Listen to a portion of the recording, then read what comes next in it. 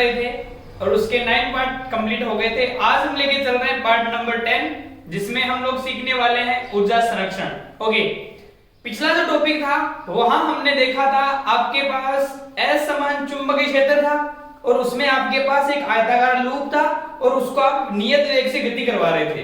तो उसी में हमें एनर्जी कंजर्वेशन देखना है। हमें फिर से वही लेना है, क्या असमान चुंबकीय क्षेत्र लेना है और उसमें एक आयताकार लूप लेना है और उसको नियत वेग से गति करवानी है और उसमें एनर्जी कंजर्वेशन होता है कि नहीं होता ये हमें सिद्ध करके दिखाना है। ओके, बहुत अच्छा टॉपिक है, समझते हैं। ठीक, चलो देखते हैं। तो आप लोग सबसे पहले क्या करेंगे, एक असमान चुंबकीय क्षेत्र बनाएंगे। असमान चुंबकीय क्षेत्र आप जानते हैं, ऐसा चुंबकीय क्षेत्र जिसके प्रत्येक बिंदु पर विद्युत क्षेत्र की तीव्रता क्या रहेगी, अलग अलग रहेगी। मतलब कहीं विद्युत क्षेत्र की तीव्रता चुंबकीय क्षेत्र की तीव्रता, कहीं चुंबकीय क्षेत्र की तीव्रता कम होगी और कहीं चुंबकीय क्षेत्र की तीव्रता ज्यादा होगी। ओके, तो हम लोग ऐसा चुंबकीय क्षेत्र बनाते हैं। तो मान लीजिए ये मेरे पास एक चुंबकीय क्षेत्र है,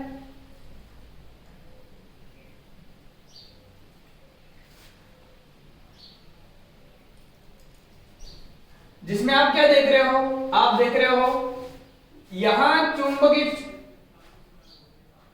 क्षेत्र का मान इस पॉइंट पर बताओ कम या ज्यादा। सर आप लोगों को ज्यादा दिख रहा होगा और इस तरफ चुंबकीय क्षेत्र की तीव्रता क्या दिखेगी, आपको कम दिखेगी, क्योंकि यहाँ पे डॉट बहुत पास पास में है, डॉट बहुत दूर दूर है। ओके,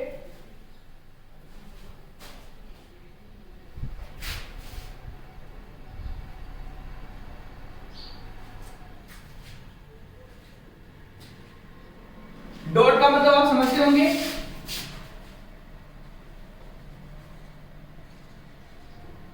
डॉट का मतलब यह है कि जो आपने चुंबकीय क्षेत्र लिया है ना वो लंबवत बाहर की ओर है। ओके, अच्छा अब हमें क्या करना है, एक आयताकार लूप लेना है। अच्छा, इस चुंबकीय क्षेत्र को नाम दे दो, मान लीजिए चुंबकीय क्षेत्र का मान B1 है और ये चुंबकीय क्षेत्र की तीव्रता कितनी है, B2 है और हमें दिख रहा है B1 का मान B2 से ज्यादा है। ठीक, नीचे लिख दीजिए B1 is greater than B2। Okay, अब हम लोग डेरिवेशन सॉल्व करने वाले हैं। ठीक, तो सबसे पहले आप लोगों को करना क्या पड़ेगा, एक आयताकार लूप लेना है। ठीक है, तो लीजिए एक आयताकार लूप लिया मैंने, ये लीजिए,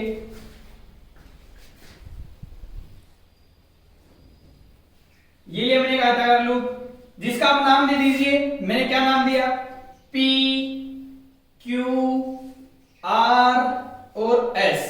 मैंने एक आयताकार लूप लिया जिसका नाम क्या दिया है, PQRS। ओके, मैं मानता हूं इसकी जो लंबाई है वो L है और इसकी जो चौड़ाई है वो B है।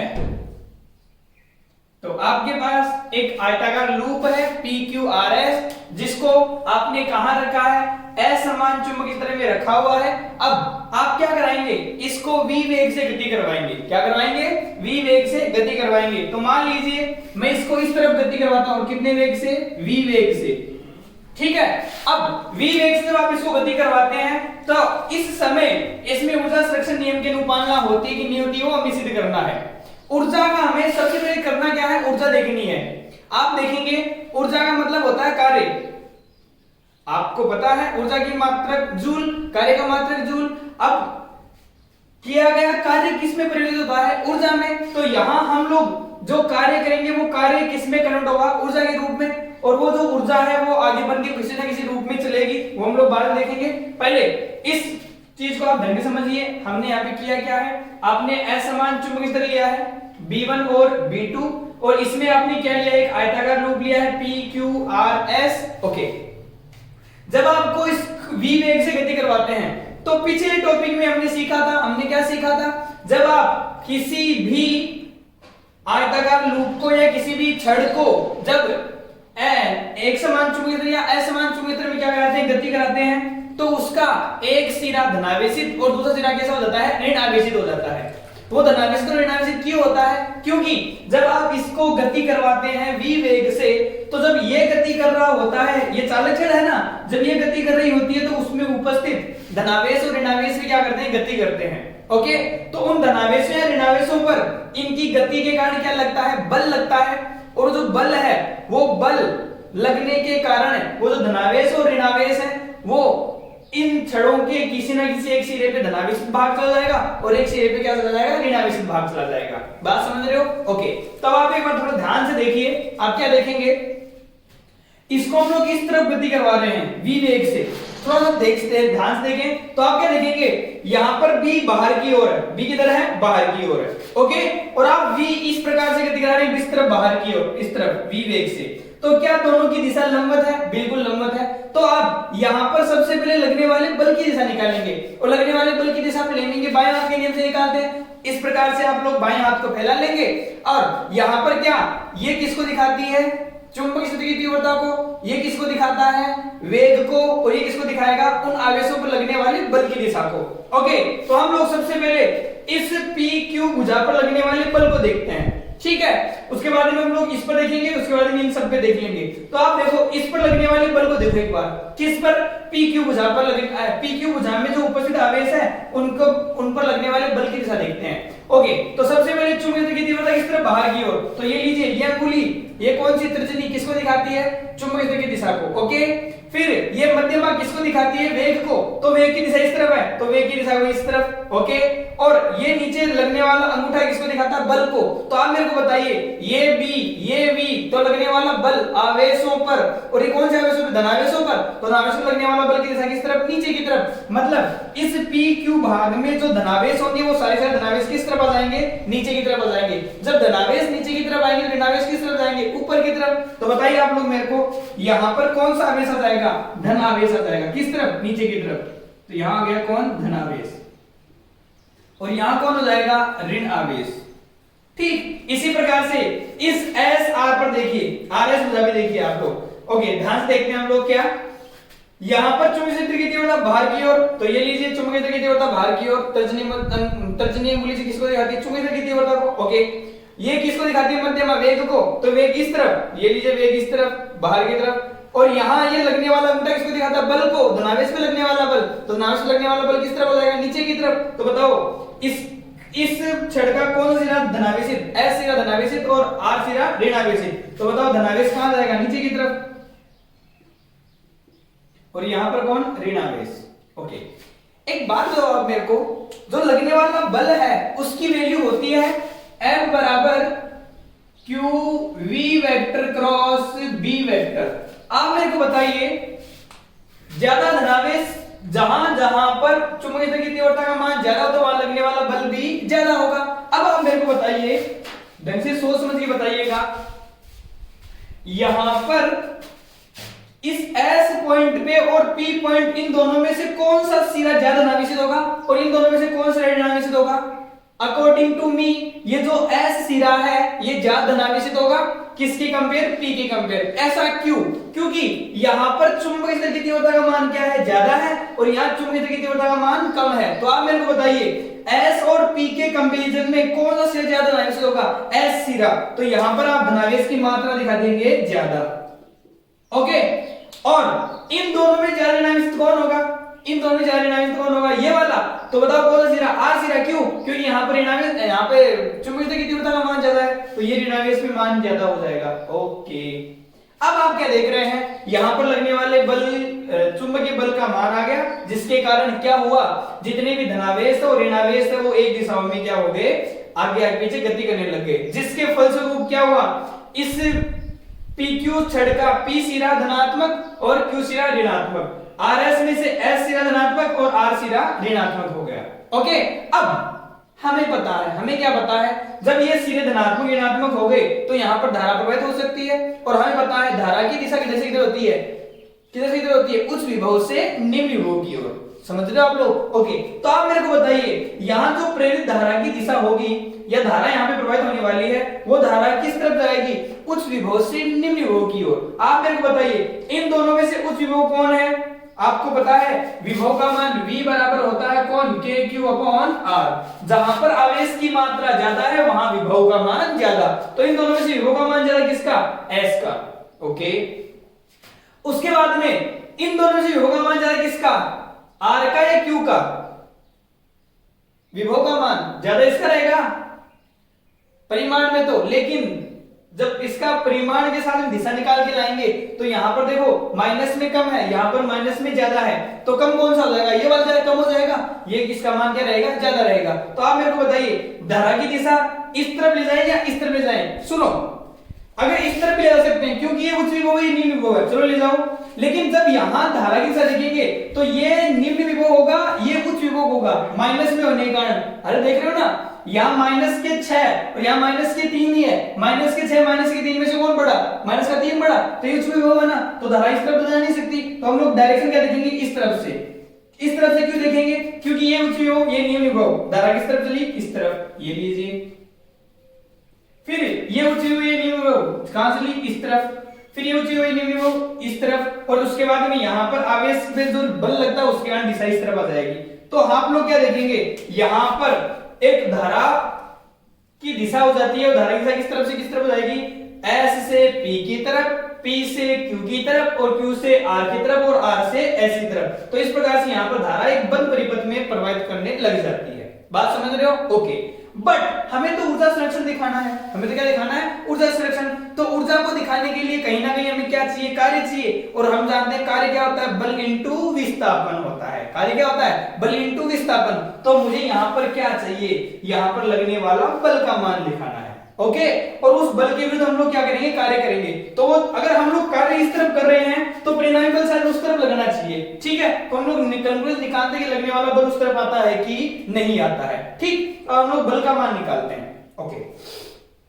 आप लोगों ने लेसन नंबर 7 में पढ़ा होगा, आपने क्या पढ़ा होगा कि किसी भी चुंबकीय क्षेत्र में रखे जाने वाले चालक पर लगने वाले बल का मान जो होता है वो कितना होता है, F बराबर वो होता है I L vector cross B vector. शायद पढ़ा होगा आप लोगों ने, F बराबर क्या होता है, I L B, फिर आपने इसको क्रॉस प्रोडक्ट खोला तो आपने लिखा होगा I L B sin theta, okay. तो अब हम लोग क्या देखने वाले हैं, इन सभी भुजाओं पे लगने वाले बल का मान देखने वाले हैं, ठीक है, ओके। तो सबसे पहले हम लोग इस PQ पे लगने वाले बल का मान देखते हैं, ठीक, ओके। ये देखो L vector cross B vector दोनों सदिश हैं, तो इनका परिणामी भी कोई ना दिशा आएगी, तो लगने वाली बल की दिशा आएगी, ओके। और लगने वाले बल की दिशा शायद आप लोग बाई नियम से निकालते हैं, याद कीजिए FBI, बोलो कौन, FBI। ये B को दिखाता है, ये I को दिखाता है, ये लगने वाले बल की दिशा को दिखाएगा, ओके। तो इसमें हम लोग इसको अरेंज करते हैं। तो सबसे पहले PQ की बात करते हैं। लगने वाली धारा की दिशा किस तरफ, ऊपर की तरफ, चुंबकीय क्षेत्र किस तरफ, बाहर की तरफ। तो मैंने कहा FBI, ये बल की दिशा को दिखाएगा, ये चुंबकीय क्षेत्र की दिशा, ये धारा की दिशा। तो इसको सबसे पहले चुंबकीय क्षेत्र की दिशा में कन्वर्ट कीजिए। तो चुंबकीय क्षेत्र की दिशा किस तरफ, बाहर की तरफ, ये चुंबकीय क्षेत्र की दिशा, ओके। तो ये F को दिखाएगा, ये B को और ये I को। I की दिशा किस तरफ, ऊपर की तरफ, तो I की दिशा ऊपर की तरफ, ये लीजिए। तो ये दिशा किसकी, B की, ये किसकी, I की। तो लगने वाला बल किस तरफ, इस तरफ, इस तरफ, ओके। तो लगने वाले बल की दिशा किस तरफ आ गई, इस तरफ। तो इस भुजा पर लगने वाला जो बल है वो किस तरफ आया, इस तरफ। क्या मैं इस बल का मान दे सकता हूं F1? बिल्कुल सर, आप इसको F1 दे सकते हैं आसानी से, ओके।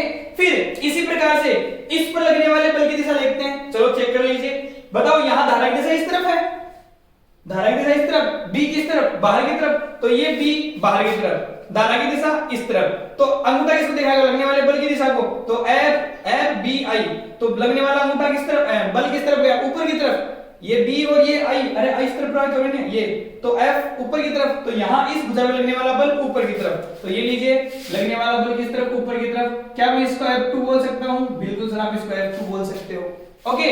सिमिलरली यहाँ देखो लगने वाले बल की दिशा किस तरफ, वही अंगूठे के नियम से, ओके, फ्लेमिंग के बाएं हाथ के नियम से FBI होता है, ओके।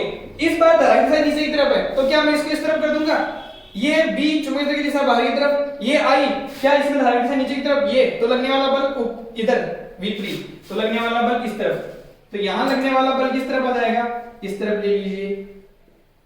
क्या मैं इसको F3 बोल सकता हूं, बिल्कुल सर, आप F3 बोल सकते हो। इसी प्रकार से इस पर लगने वाले बल की दिशा बता सकते हैं, बिल्कुल बता सकते हैं सर, बता दीजिए, ओके। धारा इस तरफ है, ओके, ये B इस तरफ, धारा इस तरफ, तो लगने वाला बल किस तरफ, नीचे की तरफ। तो ये लीजिए नीचे की तरफ बल, ओके, जिसको मैंने क्या नाम दिया, F4 नाम दिया, ओके। अब आप थोड़ा ध्यान से देखिए, थोड़ा ध्यान से क्या देखिए, क्या B1 और B2 समान है, नहीं सर। अब एक बार मान निकालते हैं हम सभी बलों का। तो हम लोग क्या देखते हैं, इन सब पर लगने वाले बल का मान देखते हैं। ठीक है, तो हम सबसे पहले क्या देखेंगे,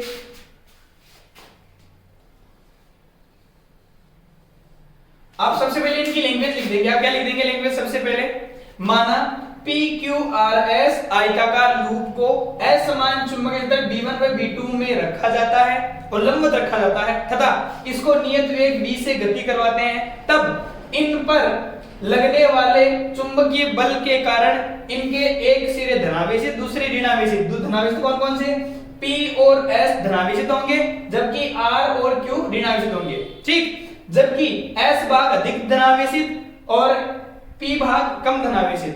इसी प्रकार से ये सेपरेट हो जाएंगे। ओके, अब यहां पर हमने क्या देखा, लगने वाले बल की दिशा देखी और लगने वाले बल की दिशा किस तरफ आई, हमने देखा यहां लगने वाले बल की दिशा इस तरफ, यहां इस तरफ, यहां इस तरफ और यहां इस तरफ। ठीक, अब हम डेरिवेशन पे चलते हैं। सबसे पहले आप PQ को देखेंगे। ठीक, तो PQ पर लगने वाला बल, तो PQ भुजा पर लगने वाला बल, बताओ PQ भुजा पर लगने वाला बल क्या F1 है, ये लीजिए F1। ओके, और F1 का मान क्या होता है, I L vector cross B vector. और आप देखिए यहां पर जो F है मैं उसको क्या F1 बना दूं और B कौन हो जाएगा B2, तो ये लीजिए B2। जब लोग इसको क्रॉस प्रोडक्ट खोलेंगे तो ये खुलेगा sin थीटा। और आप देखो ध्यान से देखना, L और B, क्या B इस तरफ है और L ऐसे है, दोनों में थीटा कितना है 90, तो sin 90 की वैल्यू कितनी होती है 1। तो बताइए आप लोग यहां से F1 की वैल्यू कितनी आ जाएगी, F1 की वैल्यू आ जाएगी आपके पास ILB2 sin 90, और sin 90 का मान कितना होता है 1। तो हम लोग क्या लिख देंगे, F1 बराबर ILB2, समीकरण नंबर 1। ओके, इसी प्रकार लगने वाला बल किस पर लगने वाला बल, RS भुजा पर, तो मैं लिखता हूं इसी प्रकार RS भुजा पर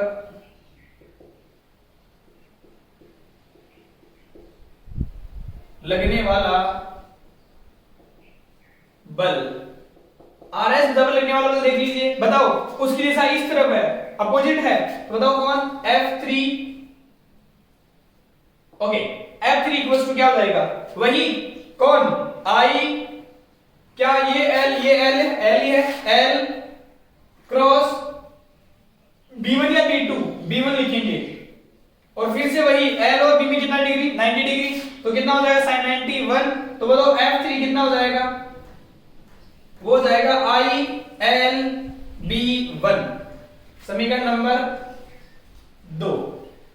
एवं अब हम लोग F2 और F4 को देखते हैं। F2 और F4 देखिए, ध्यान से देखना थोड़ा सा। क्या आप लोग देख रहे हो, इस भुजा का आधा भाग B1 में है और इस भुजा का आधा भाग B2 में है। इस भुजा का आधा भाग B1 में, इस भुजा का आधा भाग B2 में है। और आप थोड़ा सा देखेंगे ध्यान से, तो इस पर लगने वाला बल ऊपर की तरफ और इस पर लगने वाला बल नीचे की तरफ। क्या आप लोगों को दिख रहा है, RPL, ये QR और PS भुजा पर लगने वाला बल परिमाण में समान और दिशा में विपरीत है, तो एक दूसरे क्या कर देंगे, निरस्त कर देंगे। अरे हाँ या ना, तो हम लोग लिख लेते हैं एवं कौन सा, F2 इक्वल्स टू कितना F4। और क्या मैं इसको माइनस का चिन्ह दिखा दूं, क्योंकि दोनों बल परिमाण में समान है और दिशा में कैसे है, विपरीत है। समझ रहे हो नहीं समझ रहे हो, अरे देखो कैसा क्यों आया। अगर हम लोग इसका मान लिखते तो इसका मान आप क्या लिखते हैं, इसका मान आप लिखते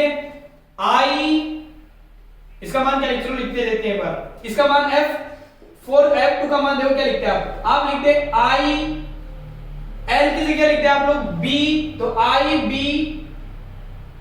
वेक्टर इनटू, ये देखो B1 और B2 दोनों साथ में कंबाइंड आते हैं। ओके, अरे आया ना।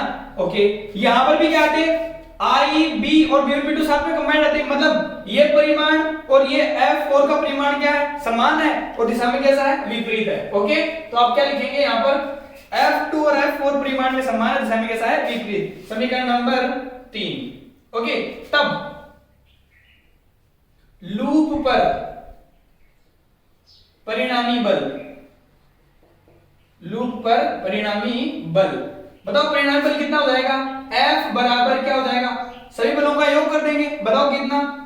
F1 plus F2 plus F3 plus, देखो आप ना F2 की जगह क्या लिख सकते हैं? माइनस का F4 लिख सकते हैं, या F4 की जगह माइनस का F2 लिख सकते हैं। तो क्या F4 की जगह मैं लिख दूं माइनस का F2, तो F2 से F2 कैंसिल, तो बोलो F इक्वल्स टू परिणामी बल कितना आ जाएगा? वो आ जाएगा F1 प्लस F3। ओके, अब आप थोड़ा ध्यान से देखिए, F1 का मान इस तरफ और F2 का मान इस तरफ, दोनों बल दिशा में कैसे हैं? विपरीत हैं। तो बताओ जुड़ेंगे कि घटेंगे? जुड़ेंगे या घटेंगे? घटेंगे ना, क्योंकि इस तरफ तो F3 लग रहा है, इस तरफ F1 लग रहा है। ओके, आप बताओ मेरे को एक जगह तो इधर 5 न्यूटन से खींचे, एक जगह मेरे को इधर 2 न्यूटन से खींचे, मैं किस तरफ जाऊंगा? इस तरफ जाऊंगा। और कितने बल से जाऊंगा? 5 - 3। परिणामी बल कितना लगेगा मेरे ऊपर? 2 न्यूटन। किस तरफ लगेगा? इस डायरेक्शन में। समझ रहे हो आप लोग? अब आप मेरे को बताइए, इन दोनों बलों में से ज्यादा बल कौन सा है? F3 है, क्योंकि V1 का मान ज्यादा है, V2 का मान कम है। तो बताओ परिणामी बल की दिशा किस तरफ होगी? F3 की तरफ होगी। ओके, तो अपन लिख देंगे या परिणामी बल F बराबर, बताओ कितना आ जाएगा? वो आ जाएगा, बोलो आपके पास कितना? F3 minus F1। F3 minus F1। ये F3 माइनस F1 क्यों किया? क्योंकि हमने पढ़ा हुआ है इन दोनों परिणामी, दोनों दो बलों का परिणामी हमने पढ़ा हुआ है R equals to root of P square plus Q square plus 2PQ cos theta. Theta बताओ दोनों के बीच में कितना है? 180। तो 2PQ माइनस का आएगा? अरे आएगा ही नहीं आएगा। और आप देखो यहां पर जब माइनस का आएगा तो ये जुड़ेगा कि घटेगा? घटेगा। तो बताओ क्या हो जाएगा परिणामी बल? F3 माइनस का F1। ओके, अब चलते हैं हम लोग आगे। तो बताओ परिणामी बल का मान कितना हो जाएगा? F बराबर F3 का मान कितना? ये रहा। कहां है F3? ये रहा। बताओ कितना? ILB1 माइनस F1 का मान कहां रहा? ये रहा। बताओ कितना? ILB2। तो बताओ परिणामी बल का मान कितना आ जाएगा? F बराबर IL आ जाएगा कॉमन, और क्या आ जाएगा? B1 minus B2। समीकरण नंबर कौन सा आ गया आपके पास? 4। ये यहां पर लगने वाला परिणामी बल आ गया। ओके, बट हमें तो क्या करना है? ऊर्जा बनानी है ना। तो ऊर्जा बनाने के लिए सबसे पहले क्या करना पड़ेगा? कार्य। ओके, तो बल तो आ गया भाई साहब। अब कार्य बनाना है, तो कार्य क्या होता है? बल गुणा विस्थापन। तो आप बताइए परिणामी बल आ गया। अच्छा, आप इसको किस तरफ गति करवा रहे थे? इस तरफ। परिणामी बल किस तरफ लगा था? इस तरफ। अब आप थोड़ा सोचिए, हमने बहुत बार पढ़ा है एनर्जी का कॉन्सेप्ट। एनर्जी क्या बोलती है? एनर्जी से बोलती है कि आप ना किसी भी निकाय में लगने वाले बल के विरुद्ध कार्य कर दो, और वो कार्य किस में करना होता है? ऊर्जा के रूप में। तो आप बताओ परिणामी बल किस तरफ लग रहा है? इस तरफ। और आप इसको गति किस तरफ करा रहे हैं? इस तरफ। क्या आप लगने वाले बल के विरुद्ध कार्य कर रहे हैं? बिल्कुल। और यही कार्य किस में करना होता है? ऊर्जा के रूप में। यस और नो? अब आप बताइए मेरे को, हम लोग क्या करेंगे? यहाँ पे कार्य करेंगे, और कार्य क्या होता है? बल गुणा विस्थापन। तो बताइए विस्थापन कितना होगा? मान लीजिए मैं ना इसको डेल्टा टी समय तक गति करवाता हूं। कितने समय तक? डेल्टा टी समय तक। और कितने वेग से? v वेग से। तो आप मेरे को बताइए ये कितनी दूरी कवर करेगा? v डेल्टा टी दूरी कवर करेगा। जैसे कल हमने देखा था, अरे डेल्टा टी समय तक गति करेगा कितने वेग से? v वेग से। तो कितनी दूरी तय कर लेगा ये? v delta T. तो मैं लिखता हूं चूंकि डेल्टा टी समय तक v वेग से गति करने पर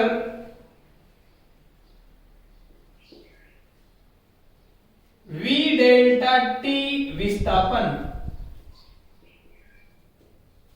तय करने में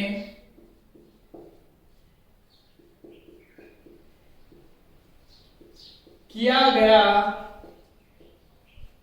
कार्य। बताओ क्या हो जाएगा? कार्य क्या होता है? बल गुणा विस्थापन। तो कार्य क्या हो जाएगा? बल गुणा विस्थापन। बताओ कार्य W इक्वल्स टू बल कितना? ये रहा। कितना है? IL B1 minus B2 into विस्थापन। विस्थापन कहां पड़ा? ये रहा v डेल्टा टी। तो कितना हो जाएगा? v delta T. एक बार आप यहां तक नोट्स बनाइए, उसके बाद में चलते हैं हम लोग आगे।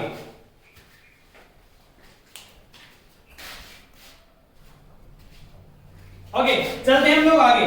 तो हमारे पास किया गया कार्य कितना आ गया, I L v1 minus v2 into we delta T कार्य आ गया। ओके, अब याद कीजिए पिछले टॉपिक में हमने धारा का मान निकाला था, याद आया कि नहीं आया? तो हम लोग लिखते हैं चूंकि प्रेरित धारा, बताओ धारा का मान कितना आया था? धारा का मान आया था I equals to E by R. ओके, और E का मान कितना था? याद कीजिए E का मान ये था भाई साहब, ये कितना था? B1 minus B2 LV divided by कितना? R। ओके, समीकरण नंबर कौन सा? 6। तब समीकरण 5 व 6 से बताओ कार्य कितना हो जाएगा? W इक्वल्स टू, बताओ कितना? ये I का मान यहां रख दीजिए, तो बताओ I का मान यहां रखेंगे तो बताओ कितना हो जाएगा? B1 माइनस B2 साथ में कौन? LV divided by R। ये किसका मान रखा हमने? I का। उसके बाद में क्या आ रहा है? L, तो बताओ L का स्क्वायर।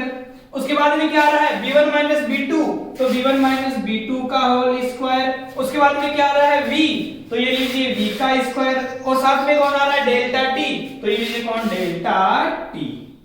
ये कौन आ गया? किया गया कार्य। अब हमें पता है ये जो कार्य किया गया है, ये कार्य कहीं ना कहीं विद्युत ऊर्जा के रूप में संचित हो जाता है। ओके, अब ये जो किया गया कार्य वो किसमें संचित हो गया? ऊर्जा के रूप में। अब आप याद कीजिए जब हम यहाँ पर कार्य कर रहे हैं तो क्या जब किसी चालक तार में धारा प्रवाहित की जाती है तो उसमें ऊष्मा उत्पन्न होती है? बिल्कुल सर, उसमें ऊष्मा उत्पन्न होती है, और उत्पन्न होने वाली ऊष्मा का मान कितना होता है? H बराबर I square R delta T। तो हम लोग एक बार इसको इक्वेशन नंबर नाम लेते हैं, कौन सा? Equation number 7। थोड़ा लिखते हैं एवं लूप में वे उष्मा ऊर्जा, क्या उष्मा को हम लोग H से दिखाते हैं, और H का फॉर्मूला कितना होता है? वो होता है sir I square R delta T। Okay, क्या I का मान आपके पास पड़ा हुआ है समीकरण 6 से? यहां रख दीजिए, और ये जो H का मान है अगर इसके इक्वल आता है, किसके इक्वल आता है? कार्य के इक्वल आता है, तो ऊर्जा संरक्षण नियम की अनुपालना होती है, नहीं तो नहीं होगी। तो लिखेंगे क्या? उपरोक्त में, इसमें H में, उपरोक्त में I का मान रखने पर, किसका मान रखने पर? I का मान रखने पर। रखिए I का मान, बताओ आप क्या देखेंगे? आप देखेंगे H बराबर कितना हो जाएगा? H बराबर I की वैल्यू ये रही कितनी, और इसका भी स्क्वायर, तो बताओ क्या हो जाएगा? B1 माइनस B2 इसका होल स्क्वायर, I का स्क्वायर मतलब पूरे का स्क्वायर, बताओ कितना? A square L square V square divided by, बताओ कितना? R का स्क्वायर। ये I का मान रख दिया, और साथ में कौन? R delta T। तो क्या R से एक R कैंसिल हो जाएगा? तो बताओ आप लोग मेरे को क्या बताइए कि H का मान कितना आ जाएगा? H का मान आ जाएगा, बताओ कितना? B1 माइनस B2 इसका होल स्क्वायर, साथ में कौन? L square V square divided by R, और साथ में कौन? Delta T। क्या ये जो समीकरण है आपको कार्य की इक्वल दिख रहा है? ध्यान से देखिए, कार्य B1 माइनस B2 का होल स्क्वायर सर है, L स्क्वायर सर है, V स्क्वायर ये भी है, डेल्टा T ये भी है, डिवाइडेड बाई R ये भी है। इसका मतलब ये हुआ हमें क्या दिखा? क्या किया गया कार्य कहीं ना कहीं ऊष्मा के रूप में कन्वर्ट हो गया? बिल्कुल सर हो गया। तो क्या आप लोग यहां से देख रहे हैं, क्या देख रहे हैं कि जब किसी आयताकार लूप को असमान चुंबकीय क्षेत्र में नियत वेग से गति करवाई जाती है तो वहां पर ऊर्जा संरक्षण नियम की अनुपालना होती है। बात समझ आ गई? एग्जाम में काफी बार पूछा गया है ऐसा क्वेश्चन। ठीक है, क्वेश्चन ऐसा आएगा, सिद्ध कीजिए या प्रदर्शित कीजिए कि असमान चुंबकीय क्षेत्र में आयताकार लूप को नियत वेग से गति करवाने पर किसकी अनुपालना होती है? ऊर्जा संरक्षण या एनर्जी कंजर्वेशन फॉलो करता है कि नहीं करता है। समझ में आया कि नहीं आया? आई होप आपको ये वीडियो पसंद आया होगा। आपको अच्छा लगा तो आप इसको शेयर कीजिए, अपने फ्रेंड्स तक जरूर भेजेंगे आप इसको। और अगर बहुत अच्छा आपको लग रहा है, समझने में आ रहा है, तो आप हमें जरूर कमेंट कीजिए, लाइक कीजिए। ओके, अभी हम लोग इसके कुछ एग्जांपल्स और देखते हैं। ओके, तब तक आप लोग यहां तक नोट्स बनाइए, फिर चलते हैं हम लोग आगे। एक क्वेश्चन है आपकी बुक का एग्जांपल नंबर 9.10, देखते हैं। एक वर्गाकार लूप की भुजा की लंबाई 1.5 मीटर है। तो सबसे पहले गिवन लिख लीजिए साथ के साथ, तो ये लीजिए कौन गिवन, बोलो कौन, भुजा की लंबाई दे रखी है L इक्वल्स टू कितना 1.5 सेंटीमीटर। आगे क्या लिखा है, लूप का आधा हिस्सा 2.5 टेस्ला में एवं शेष आधा हिस्सा 1 टेस्ला के चुंबकीय क्षेत्र के लंबवत है। लंबवत में थीटा का मान 90 डिग्री है, sin 90 वैल्यू कितनी रहेगी 1, तो हमें sin थीटा नहीं लगाना, हमें sin 90 रखना है और 1 मतलब जो फॉर्मूला था वो काम में लेना है। बट ये बोल क्या रहा है कि लूप का आधा हिस्सा 2.5 में और आधा हिस्सा किसमें है 1 टेस्ला में। इसका मतलब B1 और B2 असमान चुंबकीय क्षेत्र है। तो बोलो B1 का मान कितना है, B1 का मान है कितना 2.5 टेस्ला और B2 का मान कितना है, B2 का मान है कितना 1 टेस्ला। ओके, अब ये क्या बोल रहा है, और ये इस चुंबकीय क्षेत्र की लंबवत गति करता है और कितने वेग से गति कर रहा है 7.5 किलोमीटर पर आवर से। मतलब v का मान दे रखा है इसने, कितना दिया हुआ है 7.2 किलोमीटर पर आवर। हमें तो किस में कन्वर्ट करना है इसको, मीटर पर सेकंड में, तो क्या हो जाएगा 7.2, इसको किलोमीटर को मीटर में कन्वर्ट कीजिए और आवर को सेकंड में कन्वर्ट कीजिए, तो आएगा 5/18। तो आप इसको किससे गुणा कर देंगे 5/18 से सॉल्व कर देंगे। ओके, ये कितने से हो जाएगा 18, ये आ जाएगा 0.4, ये 5, तो कितना आ जाएगा 2, और वेलोसिटी है तो 2 मीटर पर सेकंड। ओके, मतलब कितने के वेग से गति कर रहा है 2 मीटर पर सेकंड के वेग से गति कर रहा है। तो अगला क्या बोलना है, तो उत्पन्न प्रेरित विद्युतवाहक बल का मान ज्ञात करना आपको। तो किसका मान ज्ञात करना है, विद्युतवाहक बल का। तो विद्युतवाहक बल का फॉर्मूला अभी हमने पढ़ा था, बोलो कितना आया था, E बराबर B1 माइनस B2 और साथ में कौन LV। कितना आसान न्यूमेरिकल है। ओके, तो E इक्वल्स टू, बोलो B1 का मान 2.5, ये लीजिए 2.5 माइनस B2 कितना 1, ये लीजिए 1 इंटू L कितना 1.5, ये सेंटीमीटर में, इसको मीटर में कन्वर्ट कीजिए तो कितना हो जाएगा 1.5 इंटू 10 की पावर माइनस 2 मीटर। तो L की वैल्यू रख दीजिए कितना 1.5 इंटू 10 की पावर माइनस का 2 इंटू V, वेलोसिटी कितना है 2 मीटर पर सेकंड। ओके, और आप इसको सोल्व कर देंगे तो E का मान जो भी आए आपके पास वो सोल्व करके आप लोग यहाँ लिख देना, और वो किस में आएगा आपके पास वोल्ट में आएगा। ओके, बहुत आसान है, एक बार इसको सोल्व कीजिए, उसके बाद में हम लोग देखते हैं अगला एग्जांपल।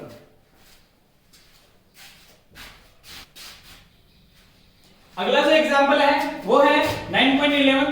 इसमें क्या दे रखा है, 2 मीटर लंबाई की एक चालक छड़। आपके पास एक चालक छड़ है जिसकी लंबाई कितनी है 2 मीटर है। ओके, उसको 1 टेस्ला के चुंबकीय क्षेत्र की लंबाई रखी गई है। मान लीजिए चुंबकीय क्षेत्र बाहर की तरफ है, तो आप लोग इसको इस प्रकार से रखिए छड़ को। ठीक, अब छड़ को उसकी लंबाई एवं चुंबकीय क्षेत्र के लंबवत, ये तो लंबाई एवं चुंबकीय क्षेत्र के लंबवत मतलब किस तरफ गति कराई जाती है आपको, आप ठीक है, और कितने वेग से गति करा रहे हैं 0.6 मीटर वेग से गति करवा रहे हैं। तो चालक छड़ के सिरों पर 12 ओम का प्रतिरोध होता है, R का मान भी दे रखा है।